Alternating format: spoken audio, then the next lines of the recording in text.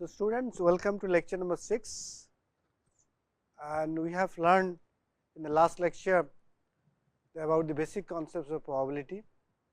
Today, we are going to build on the theorem of Bayes and how this theorem can allow us to be used for classification problems. As usual, in the beginning, I will talk about little bit about classification, and directly we will go into the Bayesian formalism, Bayesian theory, and equations related to that, which we will derive also from the fundamental concepts and show you how it can be used for classification problem. So, we are talking in the last part of the introductory concepts, probability and classifications, and some part, if I get time today, will show how data can be handled. Otherwise, we can discuss in the next lecture. That is the goal of the lecture. So, lecture number 6 is basically about use of probability for classification, and as you have seen in the last lecture, classification is nothing but a task of classifying things into different subcategories. This is basically a supervised learning process in which we can use the level data for both training and testing. It is a process of categorizing data or objects into various classes or subclasses based on their features or the attributes. The main objective of any machine learning based classification problem is to build a model that can accurately assign different levels or categories to a observed object. Very simple example I gave you. If I have a data sets of images, let us say, and you have to detect whether it is a new image is a dog or cat. So, then we have to use these images to predict the new class of the objects from these unseen images. So, we need to use certain features like color, texture, shape, all these aspects of between dog and cat to differentiate them. So, that is how actually classification algorithm works. It can be used, you can use data, you can use image, you can use text also to classify, right. So, and this is fundamentally very important in machine learning. Why? Because majority of the problems we handle in material science is related to classification problems, like different classes of steels, different classes of aluminum alloys, right, when you select materials. So, classification become very important aspects when you handle machine learning, and in material informatics also classification is very important, because we are going to select different materials or set of materials for particular applications, and this demands the categorization of the materials. So, we must know based on different properties how to categorize them. So, category classifications can be done, it's basically it can categorically provide class doubles. That is why I show you it can be discrete or nominal. Discrete means certain numerical values, or it can be nominal, which can accommodate fractions also. It will classify data based on a model, basically using training data, and obviously we classify using certain set of attributes or features. Numerical prediction is always possible, and in many cases this classification algorithm can be used to predict unknown or missing value in a data. In the case of data handling, this is very important. Sometimes you will see you are calculating a lot of data, but there are some missing value, there is some unknown, and you need to fill up that. How do you do that? Basically, you can use continuous valued functions and find out that. That is also a classification problem. Typical classification problem which we deal in life, real life, like credit or loan approvals, medical diagnostics, whether cancer is tumorous or tumor is cancerous or benign, or even fraud detections, like whether a transaction is a fraud or not fraud. And nowadays, you also see in the phone also many of the websites either can be fraud or non-fraud. This is also a classification problem. So, by using real life problems to material science problems, I am going to show you how these different class of classification problems can be handled using the probabilistic theory. I do not want to go in details of this slide again, because those of you may not understand classification, very easy to understand it using the plants. Okay, it is taken from CBSE textbooks. Plants can be classified into seed growing plants or non-seed growing plants and so on. So, this is exactly what a classification means. What you are doing is subcategorizing different kinds of plants. That is what you are doing. So, in classification we do the same thing. We subcategorize different objects into different class levels, and in doing that we use certain features, right. So, those features are very important. As I said, if you want to differentiate between cat and dogs, you are going to look at color, texture, shape and some other features also if you like to include. So, by doing that you can differentiate between a picture of a cat and dog and make the computer learn that. That is what is basically called a training process. So, this is something which you must understand very well, because many times what happens when I teach in a class and suppose you have discussed everything about the classification, at the end of the class some student comes up and say, sir, I did not understand the basic aspects of classification, what is it? So, that is what I wanted to spend some time, because classification is something which is related to subcategorizing different kinds of objects. Okay. You have plants kingdom, you can subcategorize into seed growing, non-seed growing, and seed growing plants can be subcategorized into flower growing, non-flower growing and so on. Okay. You can see in the slides. So, that is what is the basic meaning of classifications. Compared to regression, classification is basically it produces a categorical output. Regression always produce a, not always, most of the cases produce a continuous numerical output, but logical regression can always produce yes no type output also. So, except that most of the regression algorithms provides you a continuous numerical output, but classification on the other hand provides you categorical output, right. What is meaning of categorical output? Whether it is this object or that object, like whether it's a monetary transaction is a fraud or real, or whether it's a email is spam or non-spam, right. That is what is the categorical output. So, by differentiating between these two, you can easily categorize whether it's email is spam, it goes to the spam folder, even if non-spam, it goes to the actual folder, right. So, that is how actually the classification works. So, it provides a categorical output, remember that. Compared to regression, regression provides you mostly a numerical output. So, it can be two types, binary or multi-classification problems, and in binary classification problem we want to classify and input into one or two classes of categories, very simple, like here you are showing about a truck or a boat on the left side. On the right side is showing you three objects like boat, plane and truck. So, you can classify them based on that. So, here we classify them based on certain features, right. In case of truck and boat, obviously you can easily see the shape and differentiate. In case of boat and plane, you can easily know the plane flies, boat actually moves on water, right. That is how you can classify. These are the features. You can also have multi-level classifications. You can try predict 0 or more classes for each input example. So, that means there is no mutual exclusion, because input example can have more than one class levels. This is observed in various kinds of things like auto tagging in NLP, natural language processing, where a given text can contain multiple topics, right. One straight line can contain multiple topics actually. Sometimes it looks very odd, but this happens. Similarly, in computer vision, an image can contain multiple objects, right. So, there you have to multi-classify things, and this is something which is much different from the binary classifications, because here you have to discuss about classifying multiple objects from each inputs. So, you can use decision trees, gradient boosting or random forest type algorithms. Some of them we will discuss in the class later on. Well, I just want to share that there are different types of learners when you talk about classification algorithms. You can either have a lazy learners or you can have eager learners. Lazy learners actually simple, they can store the training data and wait for the testing data to appear.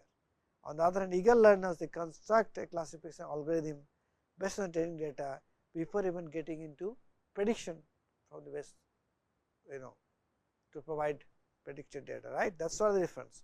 So, lazy learners basically they simply train or store the training data, but they do not develop a model. So, they wait for the testing data to appear and predict. On the eager learners, they could construct a model based on the whatever training data, and then they can predict something. Okay. So, that is why lazy learners are actually do not create a model of training instance is advanced. Okay. They are actually mostly they are instant based learners. They just memorize the training data basically, if I say like in exam sometimes you memorize training data, some people will understand the subject and answer. That is the difference between a lazy learner and and your eager learners. So, that they because they memorize the training data, each time there is a need to make a prediction, they will search for the nearest neighbors from whole training data, and that makes them very slow in predictions. Remember that it takes less time in training, but more time in testing or predictions. K nearest neighbor is one such model, which is consists of lazy learners. Eager learners, they will first build a model from whatever training data you have available with you, and then it can predict predictions before from the future data sets. So, therefore, they spend more time in the training process because of their eagerness to learn. Am I clear?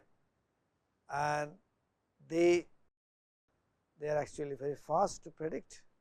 They takes more time in learning, but less time in predictions. That is the difference. Support vector machine, decision tree, artificial neural network, logistic relations, this all come under the legal learners, including the Bayes theorem, which I am going to talk today. And classification, as you know, is a two-step process.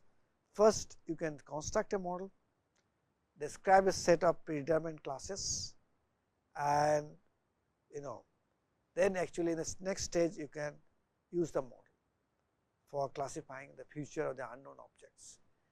And it does using certain model which are tested for accuracy, like percentage of the predictions characterizations, that is at accuracy, and it can also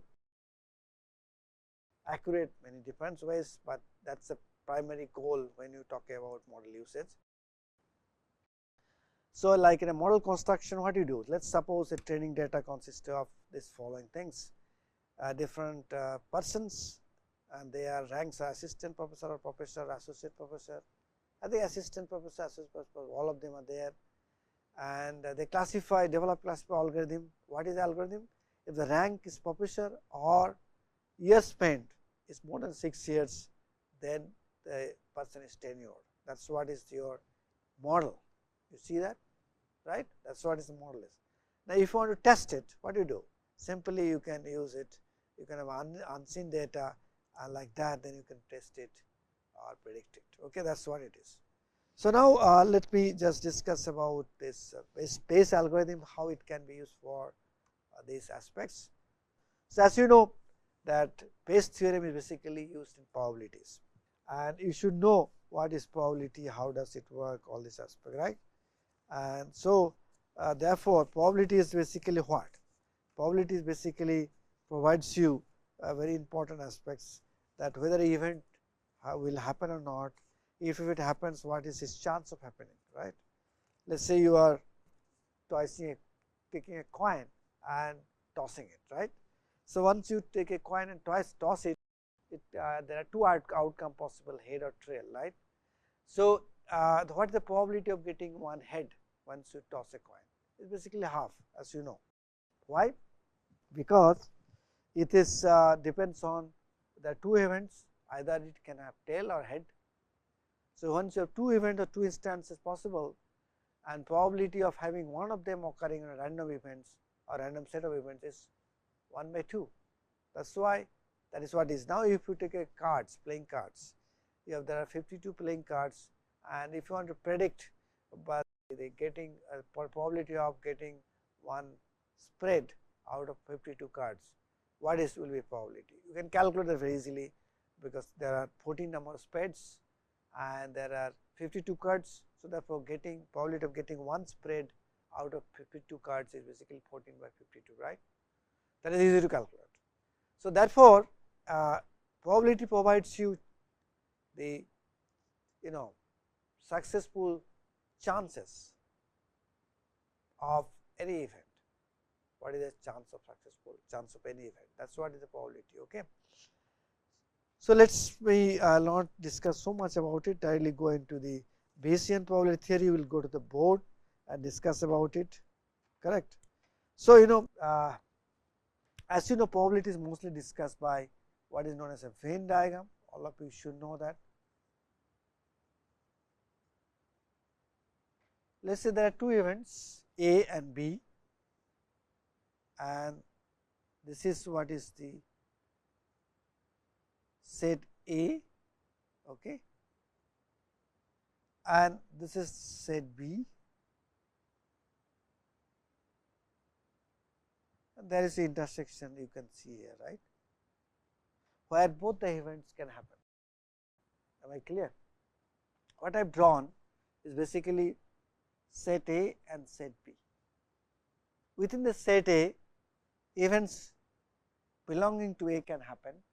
Within the set B, events belonging to set B can happen, and since they have intersected, the region of intersection, both the events can happen.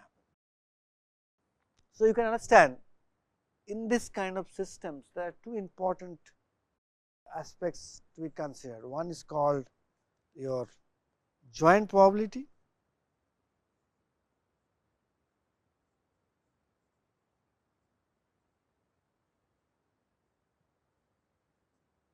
okay. That is very important that you have to understand what is joint probability, right. And second is what? Second is your very important aspects, which is called conditional probability.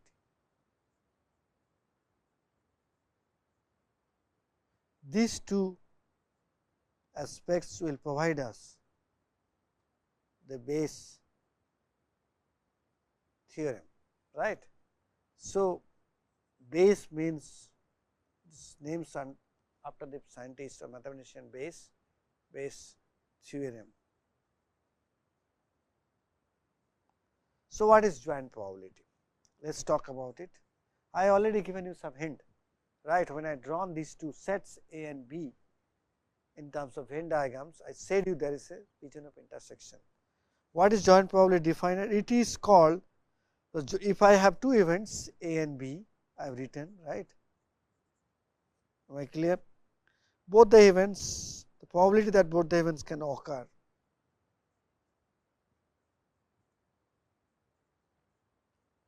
probability that both the events can occur is called the joint probability. I hope you understand that. That is what is called joint probability. Probability that both the events can occur, right. And it is, in terms of probability, it is written as A intersection B, and P is basically probability, right. That is what is the way we denote joint probability, P intersection B. You can see it here, this is the intersection region where both the events A and B can occur. Now, this is basically will be equal to probability of A multiplied probability of B if these events are mutually exclusive. That means, they do not depend on each other, right. There are a lot of events in the world which do not depend on each other, they can happen on their own, right. Let us say event that you are going to from place point 1 to point B, point 2, and your friend going from point 2 to point 3, and you are going independently, not knowing each other, that is always can be there. They are called mutually exclusive events. Under such circumstances, this will be this. That means, this will be probability of A multiplied by probability of B, if you have to calculate. Okay. These are nothing but, if I have to write in Venn diagram, so this is probability event A and this is event B, which are mutually exclusive, they do not depend on each other. So, therefore, intersection probability is probability A and probability B. Am I clear? So, therefore, this requires, this means they are unrelated.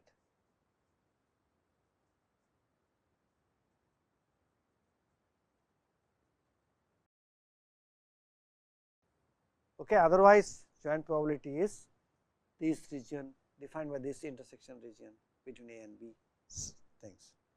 So, that is called joint probability. What is conditional probability?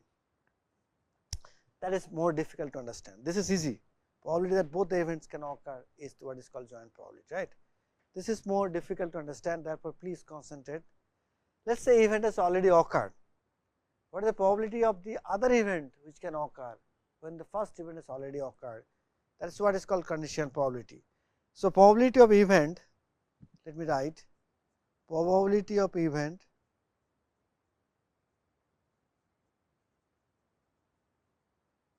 A to occur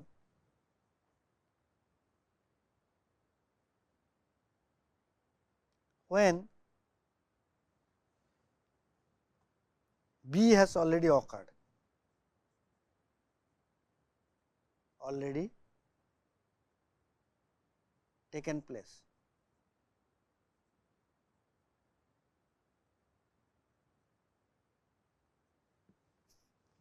Okay. So, probability of any event A to occur when event B has already taken place. That is what is called the conditional probability. That means, it is a probability which can be calculated under certain condition, and that condition is that B has already occurred, and you want to calculate the probability of event A to occur. I hope this is very important. You have to understand that very well. Okay. So, probability of event A to occur when B has already occurred or B has already taken place, that is what is called conditional probability. Okay. This is important, because the base theorem is basically based on this theory. So, let me tell you, like say you are also playing with dice or Ludo, and I am also playing. The probability that I get 6 by throwing a die after you have got 6 by throwing a die is basically conditional probability. My probability of getting a 6 by throwing a die when you already have got 6 by throwing the die is what is known as a conditional probability. This is, you have to understand very clearly, and this is written as or denoted as P of A slash B. That means what? P of A, probability of A when B has occurred. That is why it is denoted as P A slash P. And you know, this is normally given as P A intersection B, already given you joint probability, right. That is why A intersection B divided by P B. Okay. That is how actually this conditional probability is defined. P A slash B is P A intersection B divided by P B. Okay. This is P. That is how the mathematically the conditional probability is written as this. Now, I can also write similarly P probability of B when A has occurred, right. How it write? Very simple. This will be exactly same, the numerator A slash A intersection B, this will be P A. You can clearly see that these are the two conditional probability. One when B has already occurred is the probability of A, other one is A has already occurred is the probability of B. These are the two equations by which they are denoted. So, now since P intersection A is common in both the equations, we can correlate these two conditional probabilities. Am I clear? Here the P probability of A intersection B is same in both the equations. So, I can always correlate these two condition probabilities by a fundamental equation. Okay. So, what is that? So, let me just erase something so that you can write out. You can use this side. So, what I am saying is very simple. Get to understand what I am saying is, since these two P intersection B or A intersection B or P of A intersection B is they are both the equations, I can write down. Okay. So, P A from the equation, let us say for your understanding, I write this is equation 1, this is equation 2, right. So, from equation 1 I can take P intersection A is equal to P probability of A slash B into P B, right. Similarly, from equation 1, this is from equation 1. For equation 2 is this, I can write down P A intersection B is basically P of B by A into P A.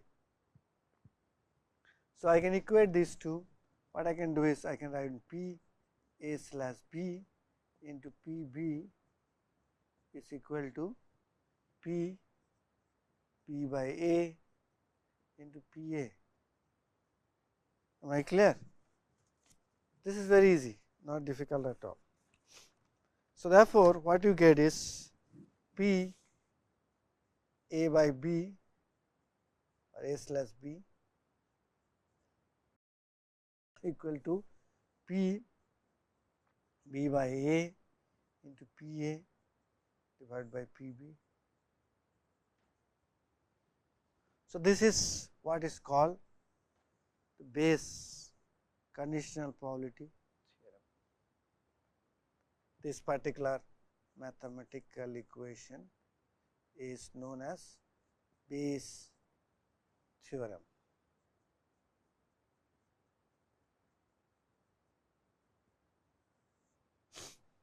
Mathematically, derive that we have to know what is joint probability, what is conditional probability.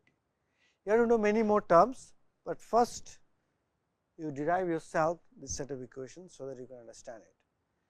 So, that means by doing this simple maths, I can fundamentally get a very simple equation. Okay. I can modify this equation, which I will do further, and to show you how this can be done. Probably in the next part of the lecture, I will modify this equation little bit, bring in a more important concept, let us say the distribution function or things, to show you how it will work. And finally, I will give you some examples to describe these fundamental concepts. Okay, let us come back to in the next part of the lecture, we will discuss about it.